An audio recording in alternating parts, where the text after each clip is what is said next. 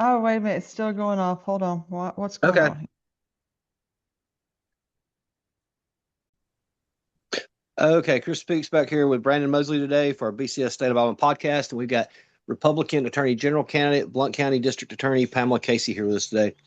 So, Ms. Casey, why don't you take a minute and just tell us everybody about yourself and your campaign? Yeah, I'm Pamela Casey. I currently serve as District Attorney of Blount County, and that's a role I have held since 2010. I ran when I was 28 years old and defeated the incumbent, the former DA, and an ADA, and became the youngest female elected in the history of state of Alabama. And so I've had the privilege of being elected again in 16 and again in 2022. So uh, but I'm not, I'm not a career politician. I started my career at the Alabama Attorney General's office.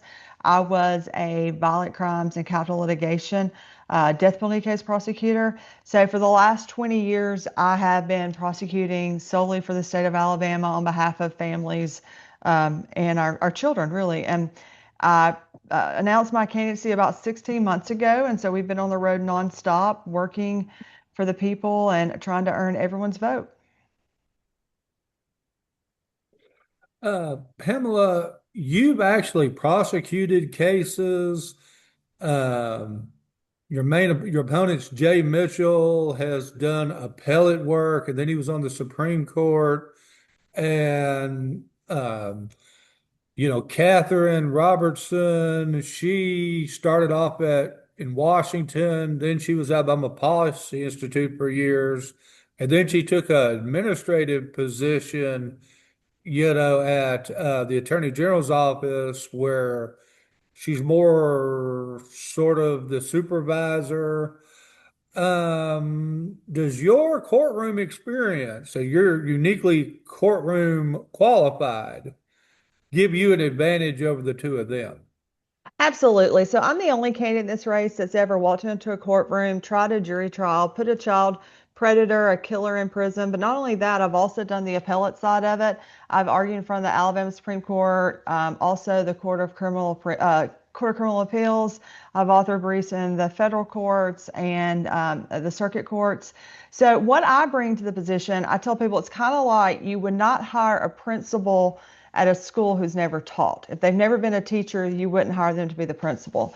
And so that's why I think it's important and that the Attorney General, your top law enforcement official in the state of Alabama, actually have real life experience. What I have learned over the last 20 years in the courtroom, working with victims, working with children, working with law enforcement, you can't learn that in a book. You can't learn that by being an administrator. You can't learn that by being on the bench. I bring those real life issues, those real life in the trenches, learning how cases are made, whether they're civil or criminal, because we also handle civil forfeitures and things of that nature. And so I handle all aspects of that. Not only that, I've been a supervisor. I've run my own office for 3 terms, managing people. And so I'm uniquely qualified. I'm the only one in this race that has the experience that really is needed to be an attorney general. Ms. Casey, let me ask you this. I posed this question to one of your opponents a few weeks ago. Is there a case that is memorable that sticks out in your mind above others that you prosecuted or an argument that you've made in an appellate court? Yeah, so I mean, it's hard to narrow it down. Recently we tried a case about 2 weeks ago of a young lady who had been kidnapped from her home by a 57-year-old man. She was 10, kidnapped, raped, and he cut a hole in the wall and put her in the wall when the police came to find her. Working that case literally from the time we got the call that she was missing, working with the FBI, working with local law enforcement, all the way through to preparing it for trial and meeting with that little girl, actually sitting down with her and saying, okay, here's where we are. We're going to have to testify. I mean, that's very gut wrenching. So sadly, I have tons of child cases that I could tell you has really been um, instrumental in making me the prosecutor I am simply because I truly believe that I was called to work for children and work for our families. Now, let me say this. Just in September, I argued for the Alabama Supreme Court. I personally argued on behalf of, in a case that we have pending here, as it relates to bond for capital defendants. I think that, and we there was a 98 page opinion that came out on that case, and that is good case law for the whole state. And so I think those are things being able to make sure violent offenders are in prison, excuse me, violent offenders are being held on no bond pending trial, and then working with our children to ensure that the people who have harmed them are put away. Those are things that I think define my career. Hitting back onto this, one of your opponents has had some commercials, and I don't think any of us are for illegal aliens running around Alabama, and nobody wants Muslims setting up shop and imposing Sharia law in one of our towns. Um, but throwing people out of the country, the AG can recommend people be kicked out of the country, but isn't it the federal government that does that and not the state? I know the voters can be confused about the death separation of powers. Yeah, what we can do, and I've dealt with this for about 20 years. What we can do as state officials, whether you're a DA or the Attorney General, is you can work with I mean, excuse me, you can work with federal law enforcement. You can notify ICE, Homeland Security that you have someone here that's here illegally. But at the end of the day, it's up to them to initiate the process to remove any illegal immigrants that are in the state. Look, I think the reason why the propaganda is being used at this point is when you have nothing to talk about in terms of your background or your record, then you go to propaganda. And I think that's what we are seeing in this race. Rather than saying, these are the things I've done during the course of my career, they are trying to woo voters with buzzwords, and I present to the voters an actual record. It seems like so. It seems like every time I pick up, and I was following that case that you just prosecuted too, if he's talking about that. Every time I pick up the news, I read about where you've prosecuted another child predator, or they've got arrested here. Is Blount County just have a higher per capita of arrest for that, or does law enforcement do such a good job of rooting these people out? Yeah, so I think it's two things. Number one, sadly, I think it's more prevalent in our state than people realize. And one thing we do is we make sure the public knows the work we're doing so that they understand, but we prosecute them to the fullest extent of the law. I think people in Blount County understand that if you hurt a child and you hurt one of my children, I mean, they're all my children, that I'm going to hold you accountable for that. But not only that, we're going to make sure the public knows that we're doing that because I think that's a good deterrent. We don't want you to hurt any children, but know that in Blount County, you will be held accountable for that. So, we make sure that we're putting out the work that we do. We have an excellent officer that I work with, an investigator in with the Children's Center. He has, over almost 40 years of law enforcement experience. He's excellent at the work he does. He's nonstop working, and that relationship that he and I have, along with our Child Advocacy Center, other local law enforcement agencies, we work really well together in working those cases. Along those same lines, this past summer, we had that horrific case down in Bibb County where there were 10 people and they were basically locking up little children in a dungeon. I mean, bro, to explain what it was, and then people were coming in and paying to have sex with them. Um, is there some sort of network where people who that with that kind of inclination can find customers? And is there something that we can do as a state to root out those networks where, yeah, you may have children that you're willing to sell, but if you try to find buyers, we're going to find you. Yeah, so several things about that. Let me first say that I was pleased to see the legislature pass the Child Death Penalty Act. That was before the legislature last year, and it didn't move. And had it moved, the people in Bibb County would have been eligible for the death. And I think there's very few people you could find who say these are not poster children. I mean, excuse me, poster people for the execution of what they did to those children in that bunker in Bibb County. And sadly, we run sometimes undercover stings here in the county, and they do it across the state with different agencies that there actually are websites out there and chat rooms where people go looking to have sexual activity with children. So, yes, that's out there. Second, I tell people repeatedly, if you see something, say something. If something doesn't seem right, it's probably not right. Children are not really good at verbalizing issues, but other things that happens will tell you, like they don't want to go to school. There's probably something going on at school. They don't want to see grandpa anymore. Used to love to go to grandpa's house and they don't want to go to grandpa's house anymore. Then those are people who are, you may just need to start, questioning what's going on if that behavior changes. Sadly, I've seen that nonstop, and 9 out of 10 children, the person who's perpetrating them is a family member or someone that they treat as family. Um, Along the same line, you just mentioned about the death penalty got passed. Here this past, I think it was, I don't know, it was several months back. You prosecuted somebody I went to high school with, Ronald Shane Crow, for things he did for, I think the girl's 10 or 11. Would that case have meant the death penalty, or what criteria Yeah, it would does have somebody? been. It would have been a death penalty case had that been in place at the time. And so rape one, sodomy one, sexual torture. And I worked really hard to get the sexual torture added to that death penalty act, working with Representative Simpson, who's been a real warrior for children. Because, I didn't want it to be that you could torture a child with objects. If you've never actually penetrated the child, you would not be eligible for death penalty, but then you could do even worse with an object. So we included that sexual torture, or he included that sexual torture that went through the legislature. But yeah, had the bill been in place and had the crime occurred uh, after the bill had been passed, then of course that would have been eligible for the death penalty. Um, the um, the state is currently being sued by the federal government. This has been going on since the first Trump administration. Unless we get a settlement here in the next few months, the next attorney general is going to have to, I mean, this is like a massive anvil hanging over our heads, is going to have to do something to settle this in some way with the federal government. We'd like them to drop their case in an ideal world, but that's sort of up to them.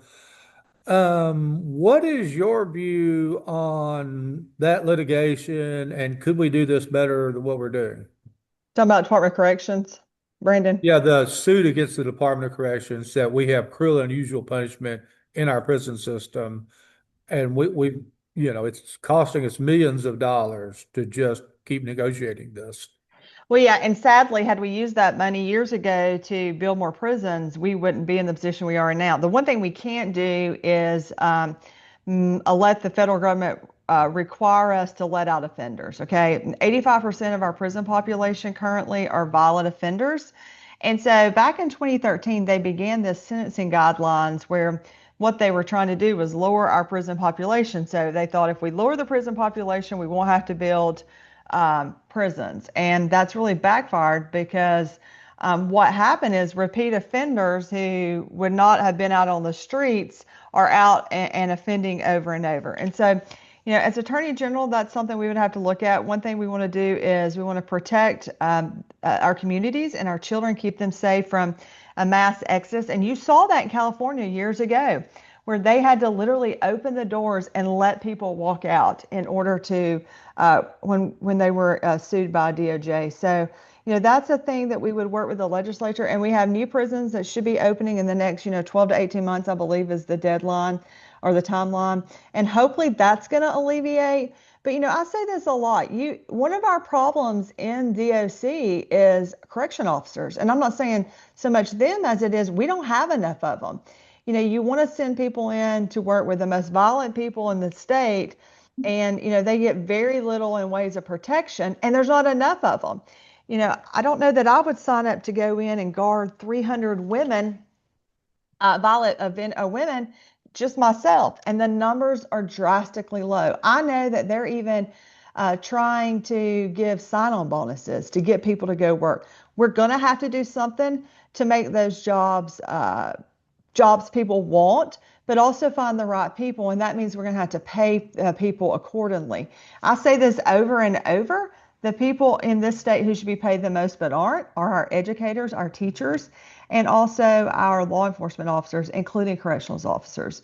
They are underpaid, understaffed, and overworked in every agency in this state. And so that's something as Attorney General, I work with the legislature, work with our law enforcement to attempt to resolve that while also protecting our community and our state. Do you think that with these, talking about the number of arrests we see all the time with people going after children, that social media has helped foment this, or have these people always just been around? 'Cause it seems like when people are hiding behind a screen, their inhibitions are not as what it is if they're, in other. Yeah, for like 10, probably 10, 12 years, I've really been an advocate for online safety for our children. And it used to be when we were younger, mom would say, like, don't go talk to the man in the white van, right? The man in the white van who's going to lure you the puppies and candy, right? If don't help anybody find their dog.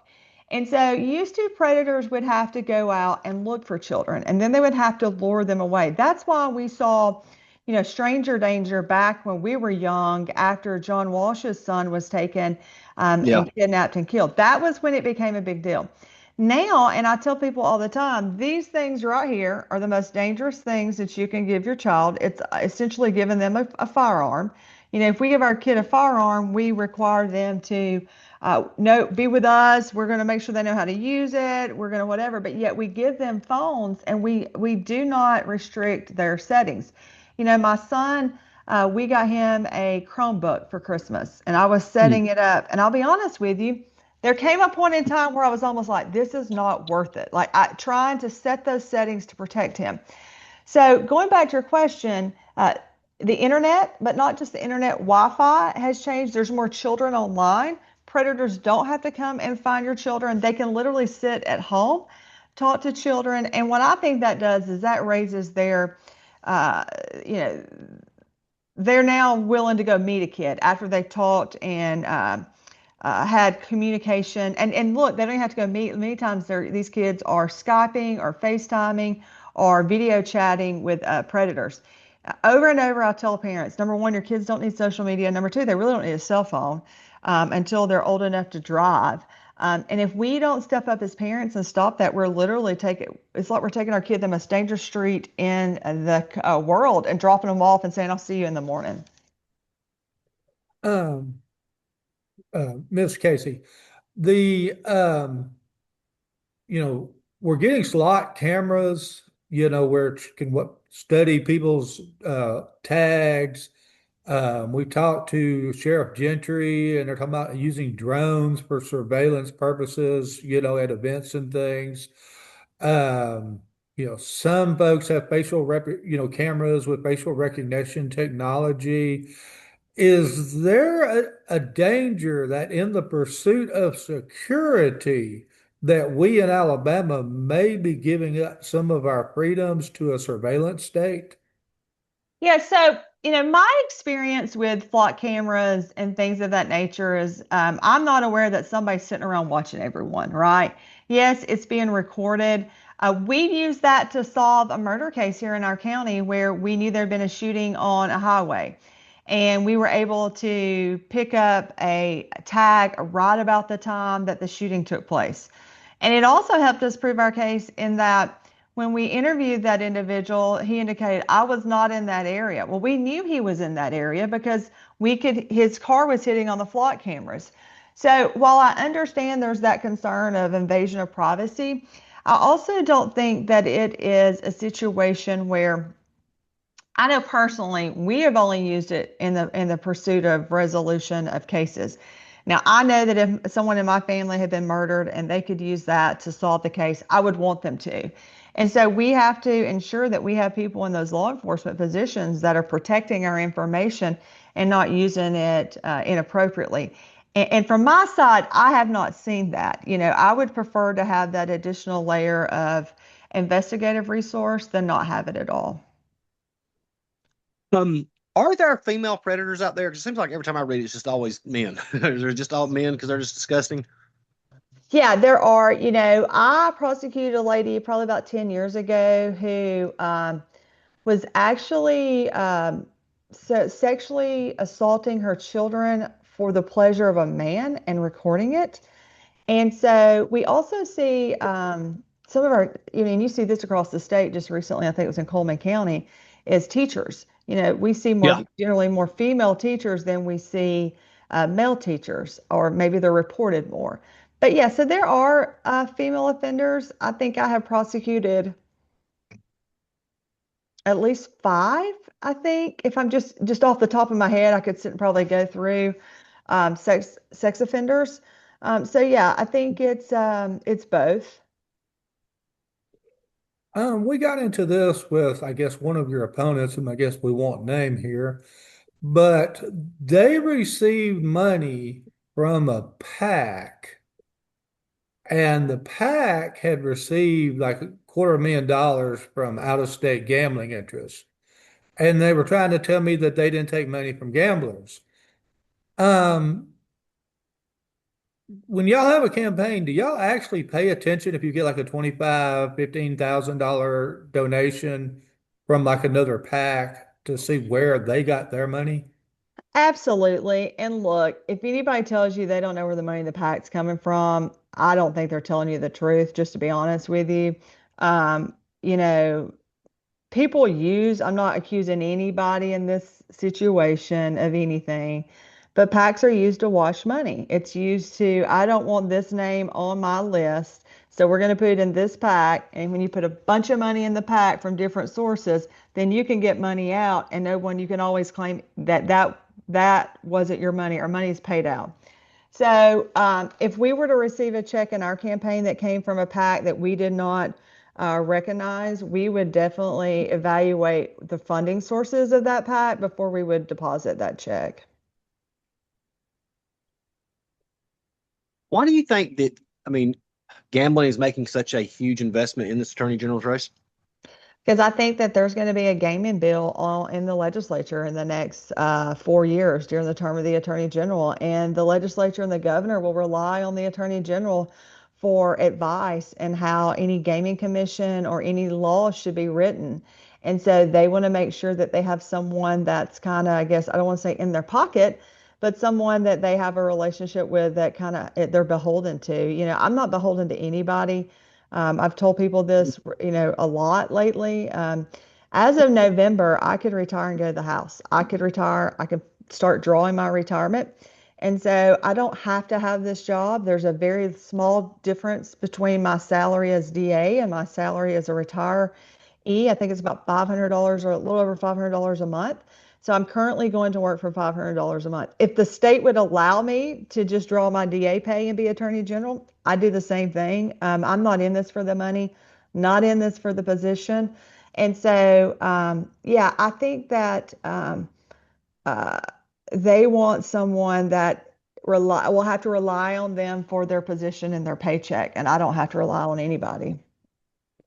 I don't want to go too deep in the weeds here, but under Alabama law, games of chance, the current constitution, games of chance outside of a few county specific examples is illegal. But um, games of skill are legal. Uh, if you're a great frisbee thrower, you can be a frisbee thrower contest deal. But um, there are certain casinos that are, where used to be racetracks where you could go bet on, under the county exemption deal, local county amendment, where they had horse racing or they had dog racing. Now, then they had pari-mutuel where you watch people race dogs in other states, and that still goes on to a certain level. But now they have like machines. The court ruled that you can't have an electronic bingo machine, even though you can do bingo, in certain counties, you can't have, electronic bingo machines where it's just me playing the machine. Um, to get or after that failed, now there's certain outfits that have what they call historical horse racing Mhm. machines, where yeah, we can do horse racing, and so they have secretariat lined up against man of war or whatever, and it's on a machine, and I'm just playing a machine. Um, they've argued to me that that's a game of skill. Why is that not just a game of chance, like a slot machine or an electronic bingo machine? Yes, I'm very familiar with that. I want to be real careful because I think that's going to be an issue that comes up with the next attorney general because I think there will be some uh, uh, there's going to be some lawsuits, I think, that come about that. I think there's a lot of people waiting to see what the legislature is going to do in terms of gaming before something's done in that situation. I'm the only one in this race that's actually prosecuted someone for having illegally having gaming machines.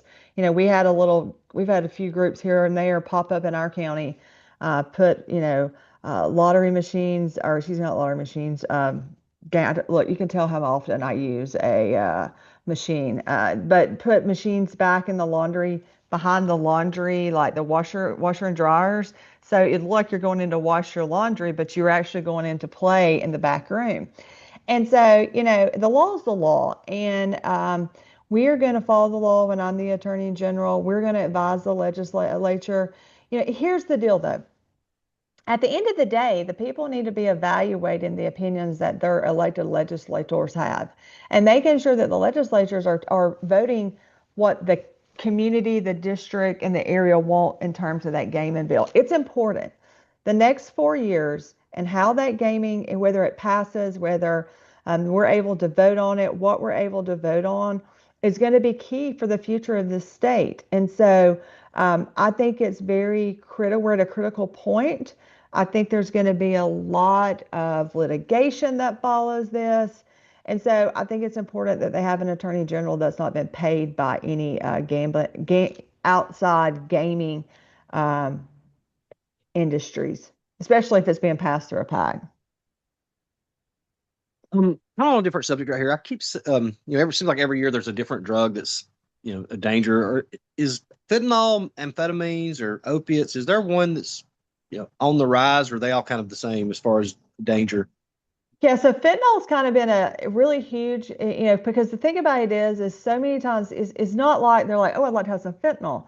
Fentanyl's cutting that we use them to cut other drugs, right? And so it does not take a lot of fentanyl at all to kill somebody. So what they may think is methamphetamine, if it's laced or cut with fentanyl, then that little bit of fentanyl can kill somebody. Another thing we're seeing an issue with is kratom right now in the state. A lot of those little drinks, the little boot. I think at some point they had something called Bougie Bliss or whatever. That Oh had yeah, okay, I've seen this. that had the effect of opium. I mean, literally, like it was heroin in a bottle. And so we had people around here who literally were getting addicted and going and buying those by the cases at the gas stations. And so they tested that, determined it was a synthetic, I think it was a synthetic form of kratom, and that was pulled because kratom's illegal. And so, look, at the end of the day, uh, fentanyl is probably the most dangerous we've seen. Methamphetamine is always going to pop up because, I call it the poor man drug. You can make it without having to go find a dealer. And so that's what we see the most of, but the most dangerous is going to be fentanyl. Sort of along those same issues. Last year, the legislature um, didn't quite outlaw, but effectively outlawed most of the products of psychoactive cannabinoids, derived, synthesized from hemp. Has that made a difference in Blount County before and after? I haven't seen a big difference. What we see the most of is marijuana, methamphetamine, and some fentanyl. I mean, we used to see a lot of people with pills. And to be quite frank, I haven't seen pills as much as we used to. I mean, we used to, every arrest would have a pills. And we haven't seen that many pills lately. So no, I wouldn't say it's made a change in our community or our county. It may have in others. Speaking of marijuana, how far away, or do you think there will ever be a day when it is decriminalized? I don't know. Maybe I mean I do I think at some point maybe, yeah, maybe. Do I think it'll be in the next 20 years? No. I mean, I don't see that happening. Now, the medical marijuana, I think that may reduce the push to legalize marijuana, recreational use, but no, I don't see that. I mean, but I could be wrong. In about 2 weeks, we're going to start selling for the first time legalized medical marijuana. Um, if there's a traffic stop and they pull someone over, and of course, obviously, if it's a plant product, that's obviously illegal. But if someone's impaired, um, will then be able to pull out, look, I have a medical marijuana card and I've Well, got my there's own not an pill for it. exception. It's kind of like, okay, I have a prescription for um, an opiate for pain medication, right? You don't get an exception to drive under the influence. There is no exception to driving under the influence or being impaired. Do I think it's going to be harder for officers to determine what they're under the influence of? Yes. Do I believe that we'll have to be doing more search warrants or consent blood draws? Yes. Because, it's not going to be an easy alcohol DUI. Because if someone's taking, the medical marijuana and you pull Then they his don't need to be blood, driving. but he's going to test positive for cannabinoids. But I mean, Well, it's is one he on it illegal marijuana or legal marijuana? well, it doesn't matter if you're DUI with a controlled substance if you legally have it versus you illegally have it. It's not like, okay, well, you have a prescription for this, you were impaired, so we're going to let you off. There's no exception to DUI that says if you legally have that substance in your body, then you get a pass. Even if you have the medical license, you should not be driving if it will impair your ability to drive. Is there a way, because I was just Brandon's talking about testing positive, got me thinking. Is there a way to see though, or is there any test to say, okay, this person took this dose X amount of hours ago? Because I know that marijuana can stay in somebody's system for months. So yeah, is there a test? Well, no, there's some experts with DFS that can say, based on this person's weight, based on this person's whatever, here's what their levels are. And the levels would be indicative of the last time they took it but see, in an influence case, you would also look at the factors. So what did the officer pull the person over for? Were they swerving? Were they going extremely slow, causing impairment to the flow of traffic? So when you take, yes, they were positive for this, and it affected their ability. If you remember, you can drink alcohol and still drive. You Hmm. just can't drive to the point impacts your ability to drive safely, right? If you have a point oh 0.04, you're not a point oh 0.08, right? So it's not a situation where you can't do a prescribed uh, substance. It's just you can't do it to the point it impairs your ability to drive. This week, we sort of had a shocking case on the federal level where the Montgomery-based Southern Poverty Law Center was indicted, according to the federal prosecutors, of diverting $3 million over like the last 15 years to members of the KKK, Aryan Nations, American Nazi Party, etc. Um, if what the SPLC is accused of turns out to be true, could a future Alabama Attorney General then turn around and make a case that, yes, you were funding people that were causing violence and mayhem in our communities, so you may be civilly responsible for some of the mayhem that you funded? Yeah, so I think a lot of that will be resolved in the federal case. Absolutely, at some point down the road, the state attorney general can always investigate that to determine if any state crimes were committed, and then whether or not there should be any forfeiture of that money. SPLC had to remain relevant, and if it was no longer their mission was no longer needed, I guess, as you want to say, and they needed it to be needed and be relevant, is why I think you saw that. That's, of course, I have not seen the case in that, so I would not want to. That would all be on just my opinion or what I understand the facts to be.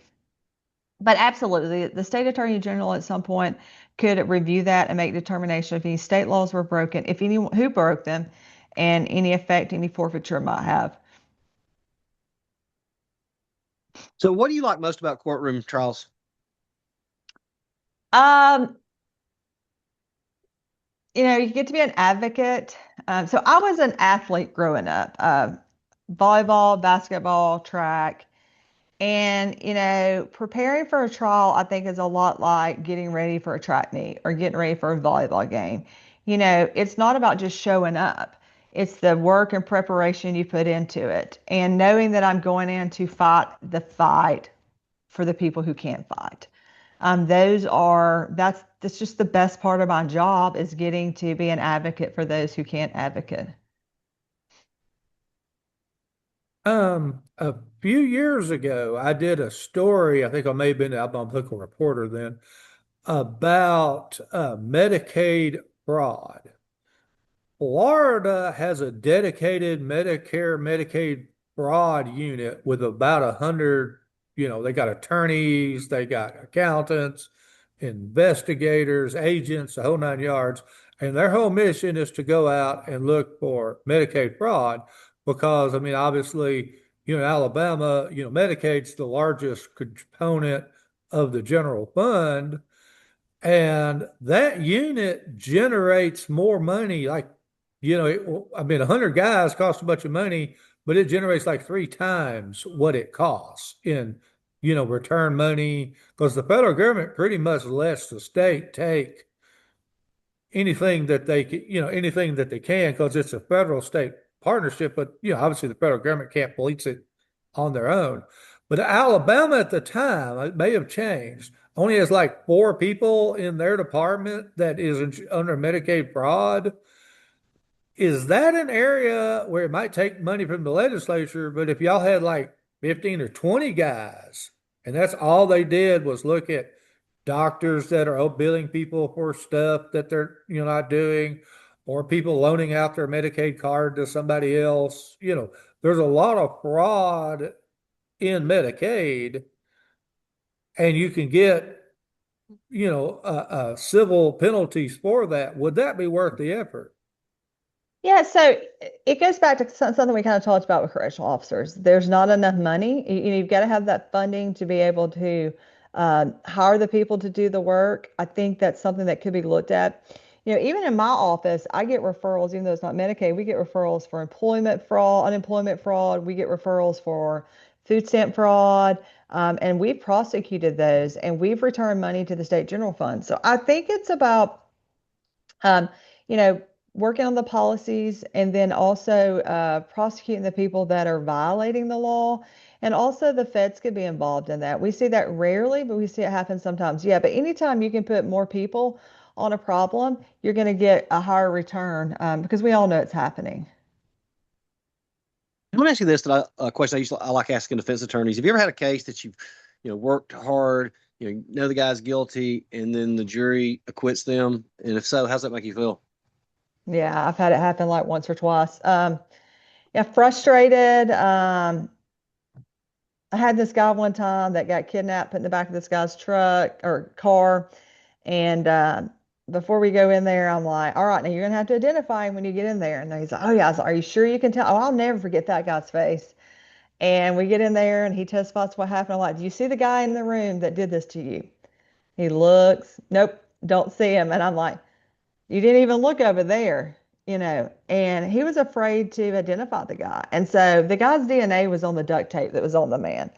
And so when that guy got acquitted because the victim says, I don't see the guy that did this in here. That was frustrating to me because it's like, man, if you had told me this, we could have already tried to work this out that you were afraid of him, right? Not that this wasn't the guy. It was that he's afraid of what he might do to him. And so, yeah, I mean, it happens, not often, but yeah, it's happened once or twice in my career. There's a case, I think, Lowndes County, where the sheriff was gunned down by a individual, And then that case got moved to Macon County, and the Macon County jury hung. Yeah. And then the whole thing got put off because the Macon County only does like jury trials like 2 weeks out of the year. So it's got to be like next year. And I think I think Steve Marshall's office and the Supreme Court have appointed a special judge to handle this now. Um, is is that an issue where we have some courthouses that don't uh, aren't operational enough in some of these rural counties Well, one of for the justice to problems be handled?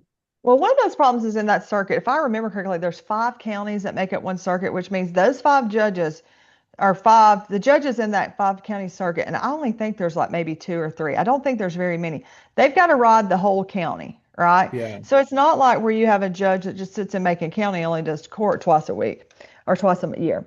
But also the prosecutor. So in this case, you've got an out of county prosecutor or the AG's office and Tessmer's office is doing a joint prosecution of that.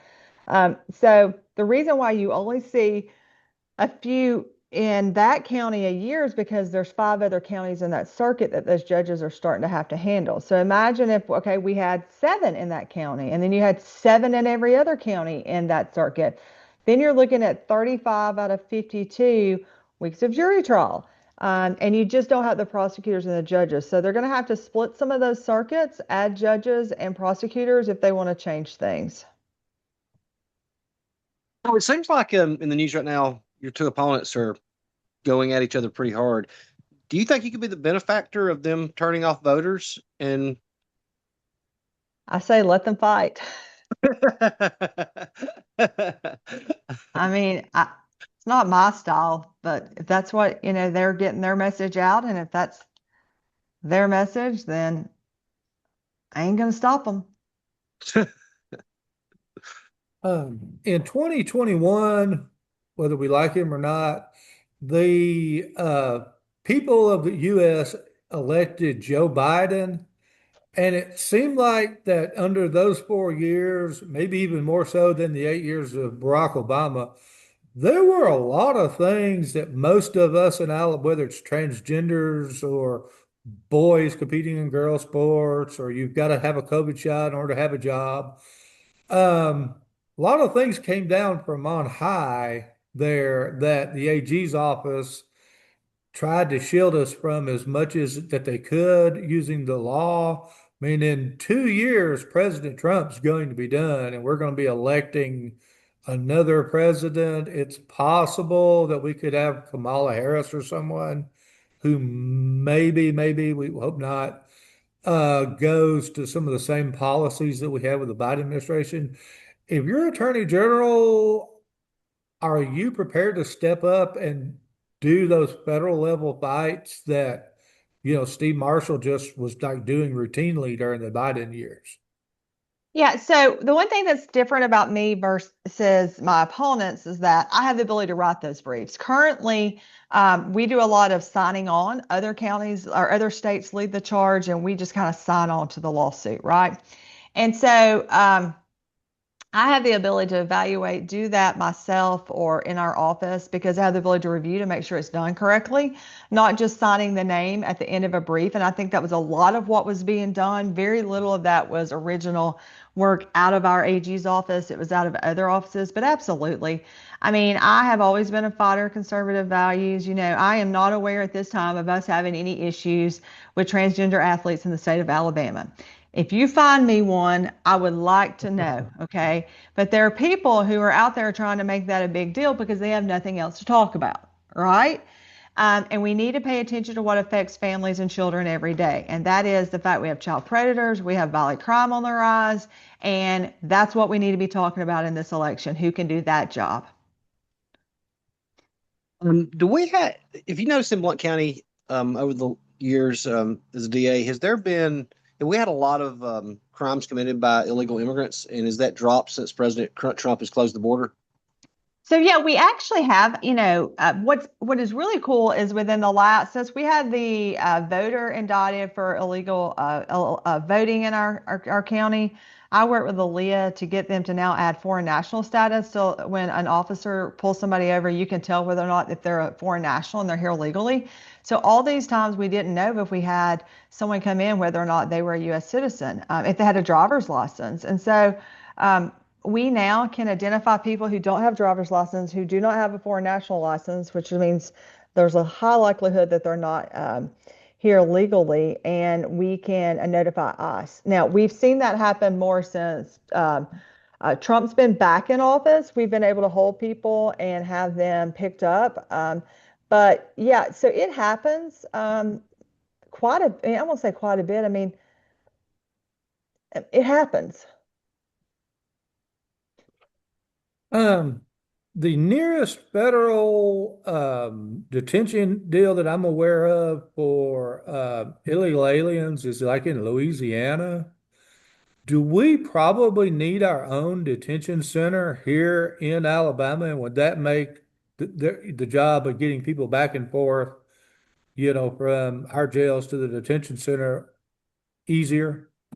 So there are several county jails in the state who have an agreement with the feds to hold inmates until they can be transported. So it's not a situation where, if I could be wrong. I'm pretty sure that Coleman may hold for the feds. Etowah used to hold for the feds. I don't know if they still hold for the feds. So we do have jails in the state that hold for the feds, even though it's not a federal detention center. Um, we've held you almost 50 minutes. I think that's all the questions I've got, unless Brandon had some more. Is there anything you'd like to say before we end? Brandon, do you have any more questions? Brandon could ask questions for an hour, but at some point we have to we have Yeah, I to want to move on. be respectful for Yeah. our time. Well, hey, I appreciate being with you guys today. I hope the voters will take the time to research the candidates. You want to hire the most qualified person. And I go back to the scenario of you wouldn't want a principal at your kid's school that's never taught in the classroom. And I know that we do not want an attorney general as our top law enforcement official who's never actually done the work. I would be honored to have the vote of the people and know that I will serve you with the highest level of integrity and respect. And give me 4 years is what I asked. Just give me 4 years, and let me show you that I am the right person for this job, and would appreciate your vote. May not take, if you forget which female I am, I'm the first one on the ballot. Okay. I tell everybody pick the first and move on. So thank you so much. And I look forward to talking with you guys again after I'm your attorney general. Thank you, and good luck on May 19th. Thanks, Thanks for guys. being Bye, on. Brandon. Farewell.